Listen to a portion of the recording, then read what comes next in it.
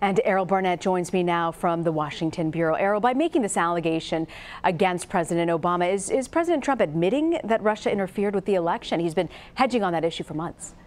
He is, and he's raising the question as to if the Obama administration knew, why didn't it do more? Which is an interesting point for the president to make, because if you take a close look at the Washington Post article from earlier this week, which really detailed how the previous administration struggled with the intelligence it received during the election that Russian President Vladimir Putin was directing this election interference. President Obama wasn't sure if he reacted too forcefully, would it trigger a more forceful response from Russia, and if he didn't do enough, would it essentially give Russia the green light to do this in the future? And so what the Washington Post found is that the White House, the Obama White House, tried to find a middle ground. It expelled Russian diplomats, implemented targeted sanctions which had been in the works, and President Obama also developed what are called cyber bombs. It was the intelligence community's way of getting access into Russian systems for a president at a later date to decide to detonate these bombs, essentially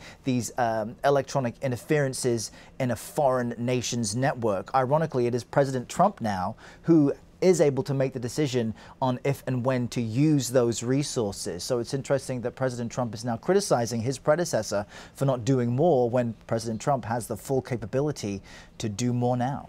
What more could President Obama have done without being accused of meddling himself?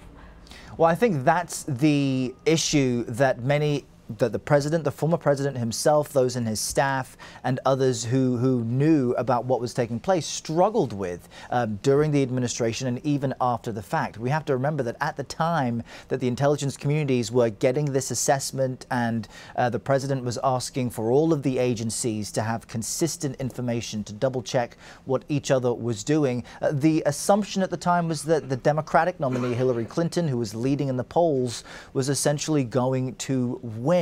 And so the administration, perhaps in hindsight, certainly could have done more, as it turns out that Donald Trump became president and that perhaps people were influenced by the misinformation campaign that was part of the Russian interference. But it's just an unanswered question as far as what more the Obama administration could have done. Well, I have you, Earl. I want to ask you about health care. The president says that he supports the Senate bill. He supported the health care bill, too, in the House, but before he called it mean. What role do you think he'll play in trying to get this new bill passed? Well, it seems as though President Trump will be as hands-on as possible in trying to get this final healthcare football across the finish line into the end zone. And that's because if you take a look back at how he behaved during the House passage of the bill, even after the CBO had scored it and showed that more than 20 million Americans may lose health care coverage, the president still saw it as enough of a success, the passage in the House, to have a Rose Garden ceremony at the White House. Now that the Senate is taking a look at this bill, and there are reports that the president called the House version mean, the Senate perhaps is adapting to what the president wants. He says this is a bill with more heart, and perhaps he's referencing the longer runway that Medicaid is given in rolling back its expansion under the ACA. He's been in contact with Senate Leader Mitch McConnell, and we understand that the president may invite over these nervous Republicans who aren't completely sold on the Senate bill. There are 5 of them